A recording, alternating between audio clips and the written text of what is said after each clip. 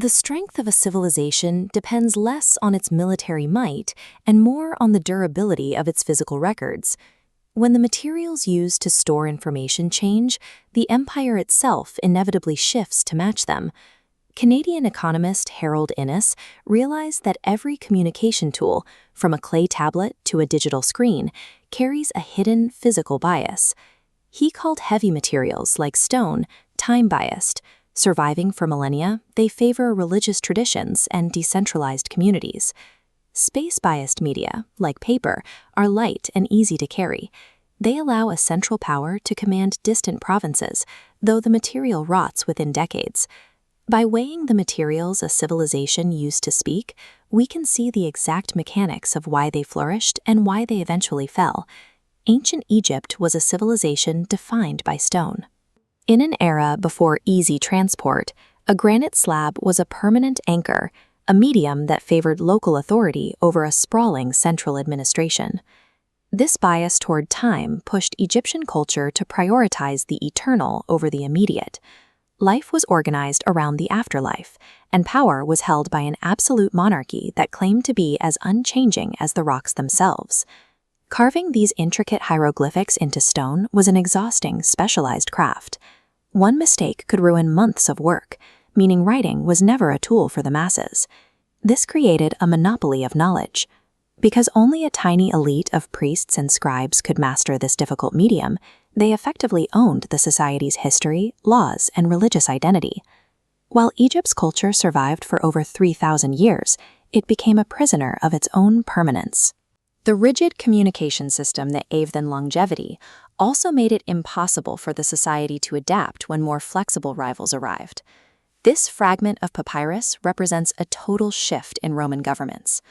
Unlike stone, papyrus was mass-produced, lightweight, and easy to roll into portable bundles. These physical properties allowed Roman bureaucrats to send complex legal codes and tax records across the Mediterranean. A command issued in Rome could reach a general in Britain or a governor in Egypt in a matter of days.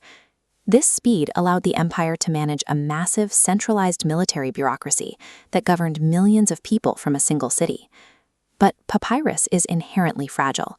It decays quickly in damp climates and burns easily. As the empire grew, its reliance on a medium that lacked a time bias meant that while they could conquer space, they struggled to maintain a shared cultural identity over the long term.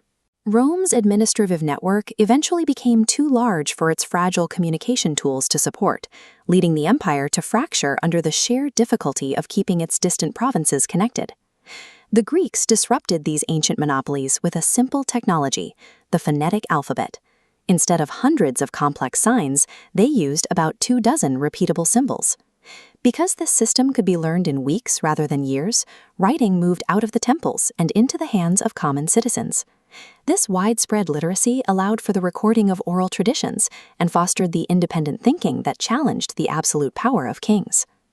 Later, the Byzantine Empire survived for a millennium by learning to balance these two competing forces. Byzantium used papyrus for the day-to-day business of the state, but they copied their most important laws and religious texts onto durable parchment. By using parchment for the church and papyrus for the state, they successfully balanced the need for territorial control with the need for a permanent cultural memory. In the 19th century, the industrial production of cheap paper pushed the world towards an extreme space bias. Mass-market newspapers began to define national identities based on shared language rather than shared history. This new media environment had real consequences. As newspapers competed for readers by publishing sensationalist reports of foreign threats, they stoked a nationalistic fervor that made it politically impossible for European leaders to compromise during the crisis of 1914. By the mid-20th century, the radio reintroduced the power of the spoken word. For the first time, a single leader could speak directly into the homes of millions, creating a highly centralized system that favored the rise of powerful, charismatic figures. Today, our digital empire is the most extreme space-biased medium ever created.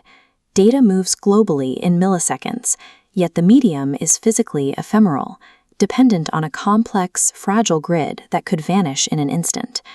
This brings back the old problem, the monopoly of knowledge. We must ask ourselves which elite group currently owns the algorithms that filter our access to information and dictate our shared reality. History suggests a sobering warning. We have built a civilization that can communicate across the entire planet instantly,